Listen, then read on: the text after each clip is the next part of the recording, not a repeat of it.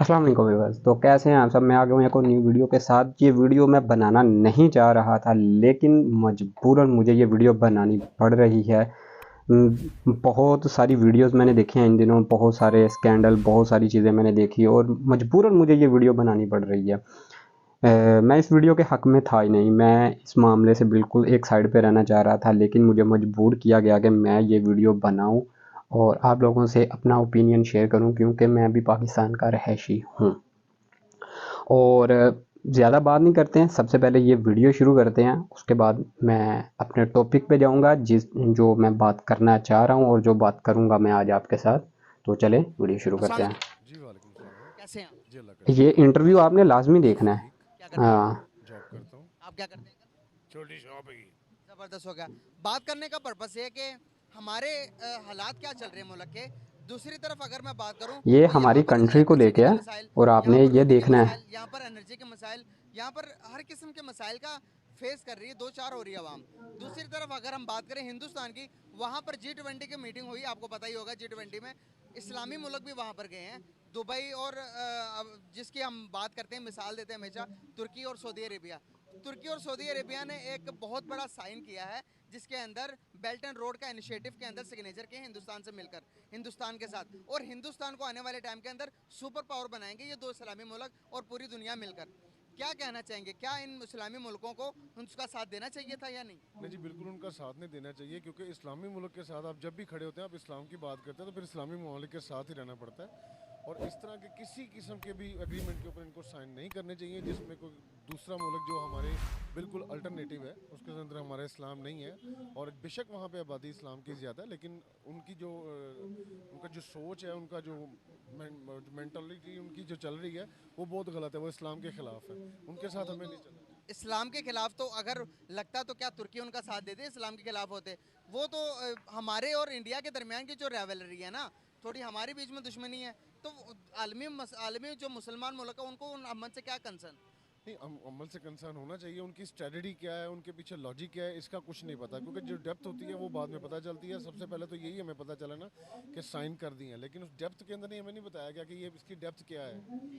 जब तक डेप्थ के बारे में नहीं पता चलेगा, जब आपको एक्नॉलेजमेंट नहीं होगी किसी चीज़ की, तब तक आप कुछ भी इसके बारे में कमेंट नहीं कर सकते। तब तक आप नेगेटिव ही सोचेंगे कि ये नहीं होना चाहिए था। तुर्की ने कहा कि भाई आपको इंडिया को कहा कि आपको यूएन के अंदर परमानेंट मेंबर बनाने के लिए हम आपकी पूरी पूरी बैक करेंगे। हम तो कहते थे कि तुर्की बरादर मुल्क है, वो पाकिस्तान के साथ ही रहेगा हर हाल में, लेकिन वो भी हिंदुस्तान की तरफ, हिंदुस्तान की पावर को देखकर हिंदुस्तान की तरफ झुकते हुए नजर आ रहे हैं। क्या समझते हैं, अगर यही चलता रहा तो क्या हमारे हालात आगे क्या नजर आ रहे हैं आपको? एट दी एंड फिर खाना जंगी शुरू हो जाएगी, वही मुल्की जंगी शुरू हो जाएगी, मुल्की जंगें शुरू क्यों? हो जाएंगी। जाहिर बात है कि जो सोच है वो उसको आप मुतरातिफ नहीं कर सकते ना किसी के, आप उसने उसके साथ चलना है। बस ये दुनिया में आपने मुल्क बने ध्यान हैं, से वो दुनिया सुन बनी लेना है है एक क्योंकि बार, इसके पीछे इसकी लॉजिक उसके है, बाद वो मैं बात समझ करता नहीं है। हूँ। सऊदी अरबिया ये के भाई बारे में साहब जब जो कहा कह जाता रहे है हैं अभी, कि सऊदीया भी जो है इस वक्त उनकी तरफ झुकाव है, तो शायद वो इन्वेस्टमेंट उनकी उधर बहुत ज़्यादा है, उसकी वजह से 8 क्या। बड़े एग्रीमेंट साइन किए हैं, 8 बड़े एग्रीमेंट, जिसके अंदर से हिंदुस्तान एनर्जी भी देगा उसको, सऊदी अरेबिया को एनर्जी भी देगा। आप मुझे बताएं कि इतना ज़्यादा अगर हम बात करें तो पेट्रोल भी है, ऑयल भी है, सब कुछ हिंदुस्तान के पास है। सॉरी, दुबई के उसके पास, सऊदी अरेबिया के पास है, लेकिन फिर भी वो एनर्जी हिंदुस्तान से ले रहा है। क्या वजूहत है? अब इसके पीछे टेक्नोलॉजी क्या है ये तो कुछ भी नहीं बता सकते ना। एक लीगल छोटे जो लेवल के जो इंसान होते हैं उनको किसी बारे में नहीं पता होता। अब मैं भी एक जॉब करता हूँ, मुझे इस बारे में नहीं पता। जो सुनी सुनाई बातें उन पर गौर करना पड़ता है, उसी को सोचना पड़ता है, समझना पड़ता है, फिर जो दिल मानता है वही जवाब देता है अब बंदा। मुझे एक और बात बताएं कि जब भी, इससे पहले भी, आज से पहले भी, जब भी हमारे क्राउन प्रिंस जाते थे इंडिया, दौरे के लिए जाते थे, उससे पहले पाकिस्तान होकर जाते थे। तो अभी वो पाकिस्तान भी आना ज़रूरी नहीं समझा उन्होंने, डायरेक्ट वो अपने मुल्क ही चले गए। तो क्या उनको समझ आ गई है कि जो यहाँ पर हम बातें करते हैं कश्मीर के रिलेटेड, वो हमारे बीच का मसला, वो उनका मसला है ही नहीं? जी बिल्कुल ऐसे ही है। कोई ये जितनी भी बातें हैं ये सब इस वक्त फिल्मी बातें हो गई हैं, क्योंकि हमारे हुक्मरानों के पास भी इस तरह की कोई ऐसे अथेंटिक तरीके नहीं है कि जिस तरीके से समझ आए। उन लोगों को भी पता चल गया। देखें, हम जितने भी मुल्क हैं सबसे हम इस वक्त जो है वो इमदाद ले रहे हैं। और इमदाद का जो सीन है ना, जब एक चीज़ होती है, एक विटेज होती है, एक अपने घर में बैठा बंदा और बात होती है, किसी के घर बैठ के अगर बैगिंग करेगा तो वो और बात होती है। वहाँ ना रिस्पेक्ट रहती है, ना मुल्क की रिस्पेक्ट रहती है, ना आवाम की भी ख़त्म हो जाती है। और जो सियासतदान है उनकी भी, और मुल्क का नाम ज़्यादा बदनाम होता है। सबसे पीछे इसका जो हाथ है वो यही है कि जब भी आप जाते हैं आप उनसे मांगने जाते हैं। हर एक मामलात में आपके साथ कई ममालिक ने, जो आपके जो मुसलमान ममालिक भी नहीं थे, उन्होंने भी आपकी हेल्प की है इस बारे में। लेकिन जब उन्हें पता चला कि यहाँ पे सिर्फ खाने वाले हैं, इसलिए उन्होंने अपना हाथ पीछे खींच लिया और अब कोई भी पाकिस्तान के साथ चलने को तैयार नहीं है। सर अगर यही हालात हमारे चलते रहे, अवाम ने होश के नाखून ना लिए, अब पॉलिटिशियन ने होश के नाखून ना लिए, तो क्या नज़र आ रहा है आपको फ्यूचर हमारा?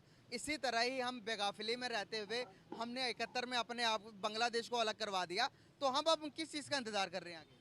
अभी हम ये इंतज़ार कर रहे हैं जो इनके पीछे लगे हुए हैं कि ये मुल्क बेच के खा जाएंगे और कुछ भी नहीं होगा, इनकी जो सोच है। लेकिन कायदे आज़म ने जो बात की थी ना कि अवाम है, अवाम को कौम बनने के लिए 100 साल चाहिए, अब उसी का इंतज़ार है कि वो 100 साल पूरे होंगे तो शायद उनकी बात पूरी हो, कायदे मिलत की बात पूरी हो जाए।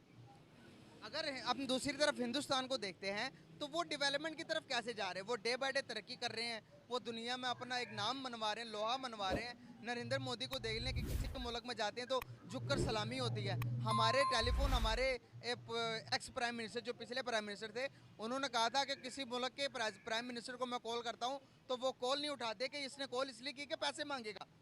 मुल्क में उनकी किस तरह से, हमारी इज्जत क्यों नहीं है? उसकी रीज़न ये है ना कि वहाँ पे एक गेड़ी बान जो है वो भी ग्रेजुएट है, और जब तक तालीम नहीं परवान चढ़ेगी तब तक अवाम परवान नहीं चढ़ेगी। ठीक है, यहाँ पे भी तालीम है, लेकिन तालीम के साथ साथ सोच इस वक्त बहुत पथेटिक हो चुकी है सबकी। जब तक तालीम ग्रेजुएशन नहीं होगी, मोटिवेट नहीं किया जाएगा, मेंटली बंदे को नहीं बताया जाएगा, तब तक इस तरह के कोई भी मामला नहीं हो सकते। उनके पास बहुत बड़ी सोच है, वो आगे 50 जैसे गोरे फॉरनर्स हमारे साथ करते थे, वो 100 साल की प्लानिंग करके बैठे होते थे, तो कम से कम ये 60 साल की प्लानिंग करके बैठे हुए हैं।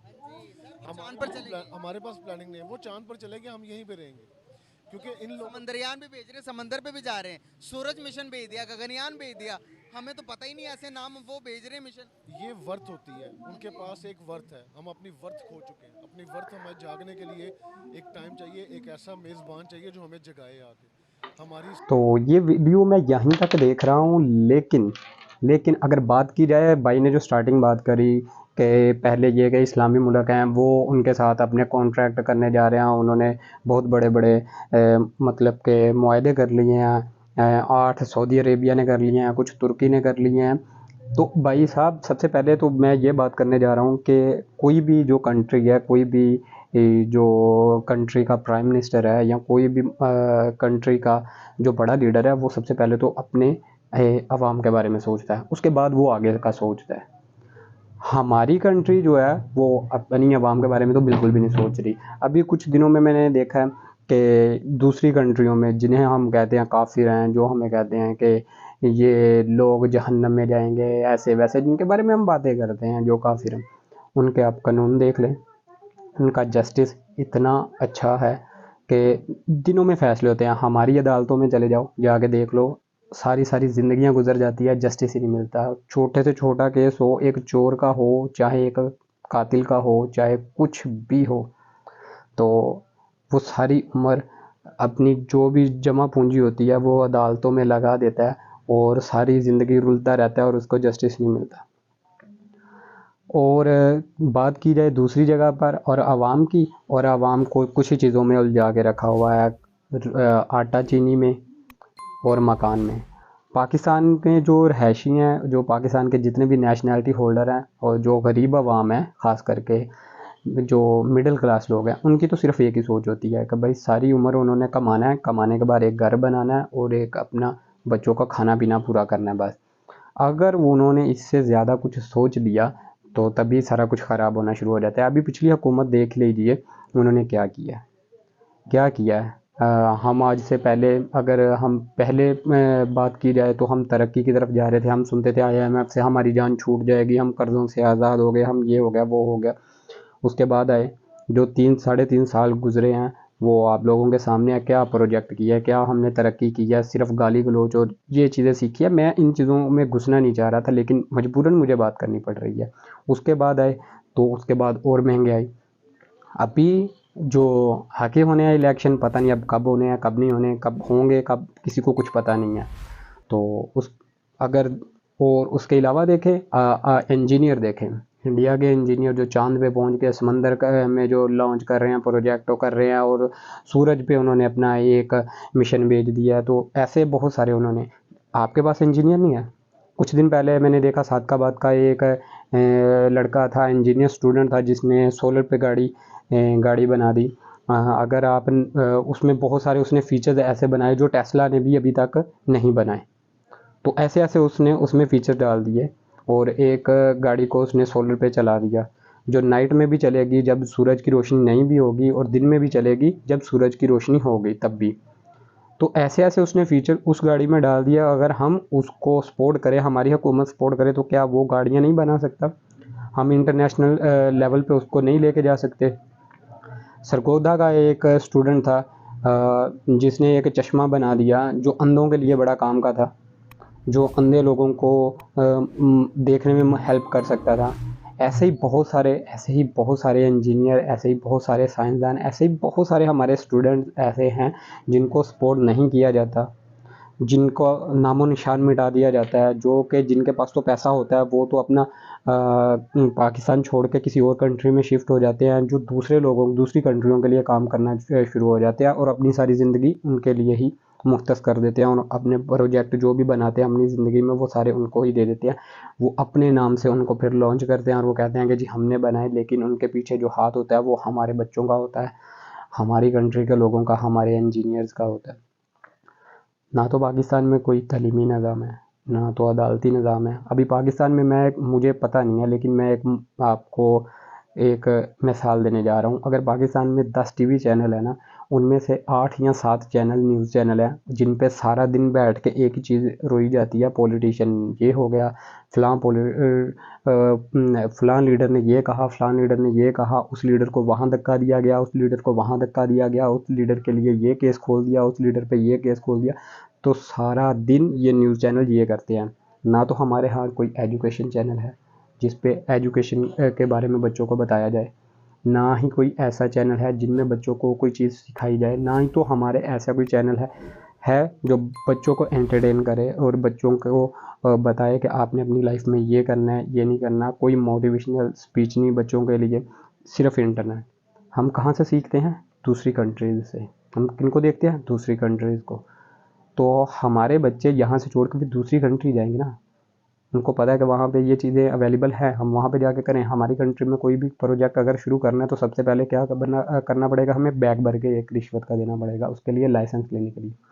अगर हम वो शुरू कर ही लेते हैं तो भाई 10 बंदे और आ जाएंगे कि भाई ये काम जो है वो इलीगल है, तुम कर रहे हो। क्यों? कानूनी नहीं है उसके बारे में, किसी को कुछ पता ही नहीं है। कोई भी इदारा साफ है ही नहीं हमारी कंट्री में। अगर कोई साफ होगा भी तो उसको हटा दिया जाता है। तो खुदारा हम पे रहम कर दें। अब पिछले 76 साल से हम भुगत रहे हैं, अभी हमें माफ़ करें और अभी भी सोच लें।